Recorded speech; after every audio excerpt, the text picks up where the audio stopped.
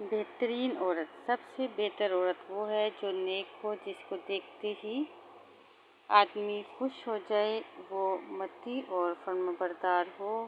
اور ایسا کام نہ کرے جو شوہر کو ناگوار ہو، جو اللہ کے احکامات کو بجا لائے اور اس کی ممنوع کردہ امور سے بچے۔ حضرت عبداللہ بن عمر سے روایت ہے کہ نبی صلی اللہ علیہ وآلہ وسلم نے فرمایا، دنیا پوری طور پر سرمایہ زندگی ہے اور دنیا کا سب سے اچھا سرمایہ نیک عورت ہے۔